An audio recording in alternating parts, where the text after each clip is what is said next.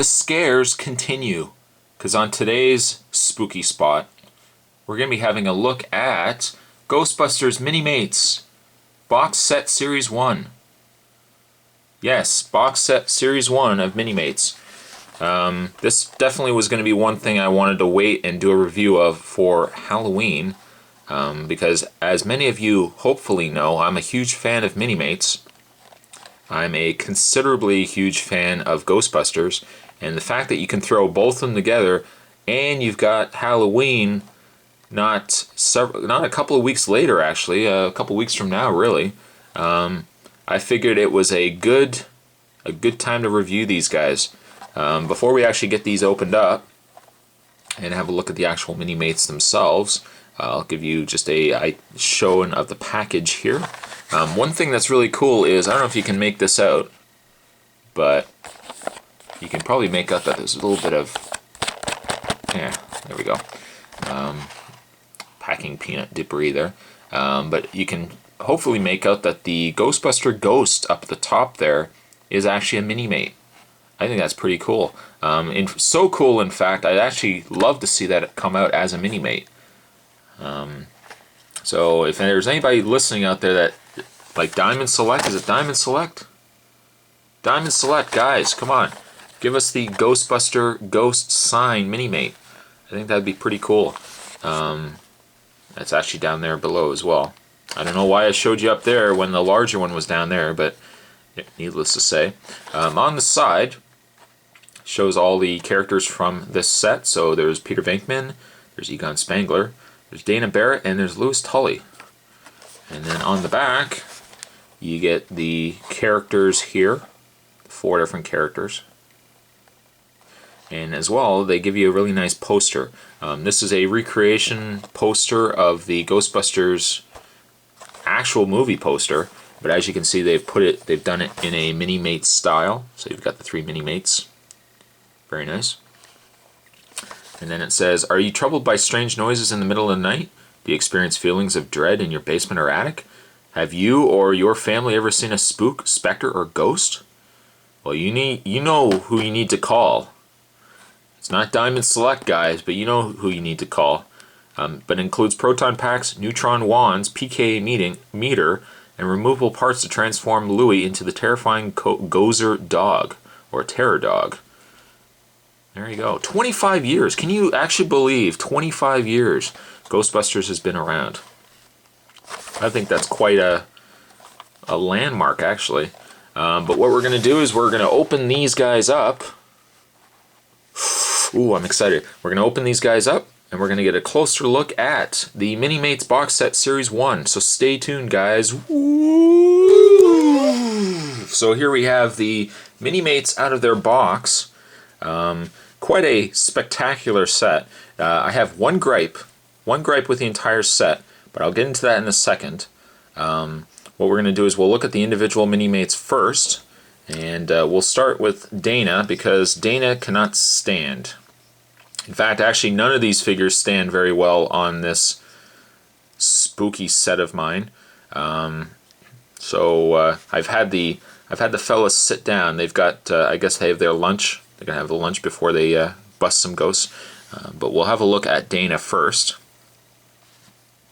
Really, really nice looking Dana. I mean, what I always find remarkable about Minimates is the fact that, as you can see, they never have noses. And really, they only rely on eyes and mouths to establish the look of the character. But the fact that they can do all that with just the eyes and the mouth, I mean, it's not an exact likeness of Sigourney Weaver, but I mean, it's pretty good though. I mean, it's a really nice looking representation of her. I mean, you got the old '80s style hairdo, the big hair, and she's sporting her dress here, her gold dress. Now, again, like the problem with this figure is that she can't sit, only because of the way her dress is. I mean, obviously her dress occupies, the area where she'd be able to bend her legs. But still, nonetheless, a really, really nice figure. I would hope, and it's probably very unlikely that this will happen, but I can only hope that they're gonna give us a kind of a tattered Dana Barrett, you know, after she's, I guess, hooked up with Louis Tully, and you know, she's got the more kind of sinister look on her face just before she turns into a terror dog. That would be kind of neat. But there you have Dana Barrett. I mean, probably the least interesting character of this set, but it's nice that they did include her. I'll put her at the back here, and of course, like I said, she's not gonna stand. Nope, she's not gonna stand. You know what? She's gonna lay down. She's gonna lay down. If she starts levitating, guys, I may cut this video off right there. Stay. Next, we're gonna look at the Terror Dog. A very, very cool Terror Dog. I really like the look of that. Nice dark black. I mean, the face is really nice. The shame with the Terror Dog in the movie is that for the year the movie came out, unfortunately, any scene with the Terror Dog I think looked a little dated, but the Terror Dog up close was really cool. I like the look of the Terror Dog. Now this Terror Dog also serves as the Louis Tully figure. He does come with parts to make Louis Tully. I won't do this on camera just because this is a long process to get the shell off and to make it into Louis Tully. So maybe for the magic of film editing, maybe what we'll do is and here we have Louis Tully. A very painful process to get all the parts off this Terror Dog. He ends up basically sporting a kind of a vest, kind of upper section of the Terror Dog that you have to take off. You have to take off his head and then put his hair on. His arms, actually, you have to take his arms off and replace them with the human arms. Same idea, his shoes won't be on, but you have to take his Terror Dog legs off. But the very worst part of changing him over to Louis Tully is the crotch, tail, lower area of the Terror Dog. The idea, basically, he's sporting these shorts. Oh, that looks so wrong. But he's sporting these kind of shorts, and you have to kind of finagle, you have to kind of wiggle the back tail section off. And boy, for how long it took me to actually take this off, this piece here, whew, I'm glad I didn't do this on camera, because you guys would have to go for lunch. I just say, okay, you know, guys, I'll let you know when I'm done. The payoff, though, is a very nice Louis Tully. Again, I mean, for how simplistic the design is, it does look like Rick Moranis. And then he's got like the... now this would be the Rick Moranis, it looks like, from the end of the movie rather than the earlier part of the movie, because he's got like the char and everything else after he's been changed back. It would have been nice, because, I'll just bring Dana Barrett in here, it would have been nice that we would have gotten the non-charred version of Louis Tully to go with the non-charred or non-altered Sigourney Weaver, or that we would have had Sigourney Weaver with the char, like the smoke and soot on her and stuff like that, because at least then they would be consistent. It's, you know, it's just a shame that they're from different parts of the movie, kind of thing. I don't know, again, like maybe we'll get a Louis Tully from earlier in the movie, or we'll get a Sigourney Weaver, Dana Barrett from later into the movie, so at least the two of them will look good together. The one problem, again, that I had with this entire set, it's a great set, but my one problem, and I'll lay Dana back down here, the one problem I have, though, with this set is the Terror Dog itself.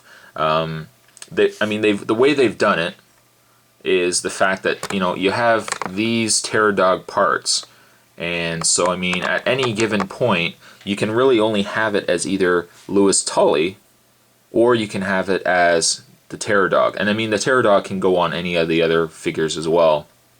But it's a shame, though, that they didn't give you a Terror Dog and a Lewis Tully as separate figures, because I mean I would like to actually have both. They have released a Terror Dog with Winston Zedmore in a later 2-pack.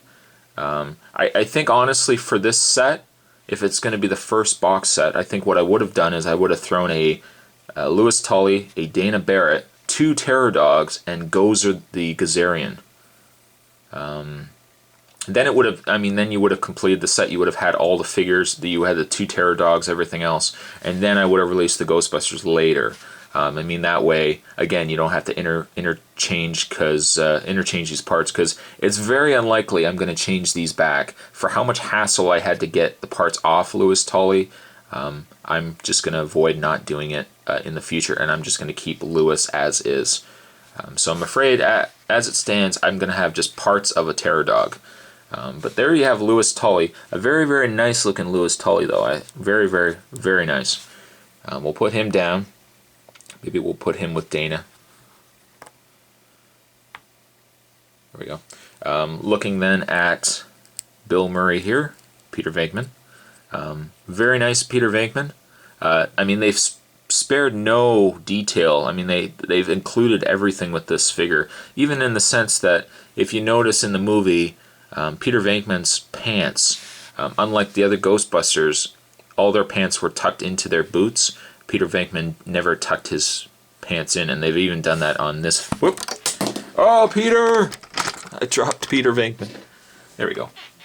But the fact that they even went as far as to not tuck his pants in, I think is a really nice touch. Really nice detail on the figure, or on the little mini-mate here guy. You can even see all the little accessories on his belt. He does actually have, and I'm hoping I'm not going to drop this here, he also has a very tiny walkie-talkie. He can actually hold it as well, but if you're going to lose one thing on these Minimates, these Ghostbuster Minimates, it's the little accessories that are on their belts here. But as you can see, they've even got elbow pads, which is very cool. They've got the Bill Murray hairstyle down, I think. I mean, that's a perfect Bill Murray hairstyle. Now, unfortunately, because this is a backpack, most Minimates don't tend to have pegs in their backs. They use the exact same mold. So in order to get this proton pack on the Minimate, they've actually just decided to put a whole entire torso piece on. As a result, you can't take the proton pack off. It's actually attached to the torso here. If anything, you could take the head off and probably just slide the entire torso off, which looks like underneath it's just got them wearing their t-shirts. So I mean, you could do that if you really wanted to. It would have been nice though if you could just have had a normal body and then have the peg in the back, so you could actually just take the proton pack off if you really wanted to. But I love the proton pack. I think it looks so nice, so nice. As you can see, he's got the wand here that you can take off, the proton wand, and it's corded, so it's got a nice cable running through to the proton pack. You can peg the proton wand here into his hand, as you can see. Now you can have it where you could peg it to the top and to the bottom. To me, it makes more sense. Like if you peg it into the top, it looks more like a gun. Really, the way they kind of hold their proton pack, they kind of hold it like this. So it probably makes more sense to peg it on the bottom of the hand rather than the top. It's a shame that you can't get the other hand over to hold it, but I think that makes more sense holding it that way, like so.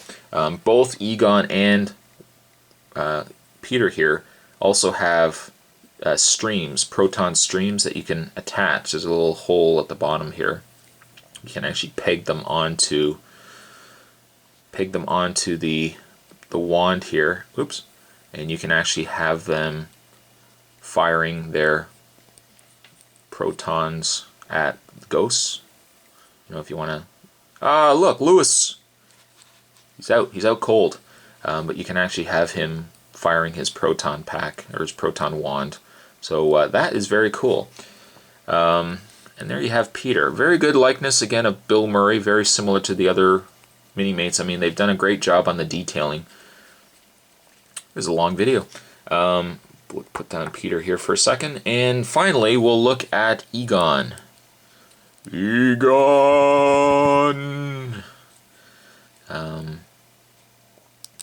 Very nice, again, very nice detailing. I mean, looks like Harold Ramis. At least the Harold Ramis would like to think. The nice thin Harold Ramis, not the director. But great job, though, detailing-wise. He's got the same proton pack. I won't get too much into this just because I've covered off all on this on Peter. But he's got the proton wand that you can detach from the pack. He's got a stream as well. The one thing that's nice about Egon, I can take it off here, is that he actually comes with a PKE meter, like so. And you can actually have him holding the PKE meter here. And the good thing about all the Ghostbusters actually is the fact that all of their hand accessories, or all their accessories that are clipped on here, you can actually put on the Minimate. So Ray, for example, has the night vision goggles. There's ghost traps you can actually hold in their hand as well. And you can also, for example, with the PKA meter, you can have Egon holding that. So if he's in the library, you can have him looking for the ghosts or whatever. Also want to point out too that they have the Ghostbuster patch on their arm. So I mean, again, and I think you can even see that, you got Spengler name tag there. But I mean, they've definitely gone the mile and gone really all out for these Minimates. So excited to have gotten this set. I'll try to do reviews of the other sets as well. The only disappointment for me is this guy right here. I really wish they could have just released Dana Barrett, Louis Tully, 2 Terror Dogs, and Gozer. And then release the Ghostbusters later on in the second set. It's just a shame that you can't interchange. You have to interchange them out to get both figures. But I mean, that's my only gripe with this set. If you're a Minimates fan and you love Ghostbusters, I hopefully don't have to say anything else. I mean, this is worth picking up. But there you have a spooky spot on the Minimates Ghostbusters Series 1 box set. And I'll see you guys next time.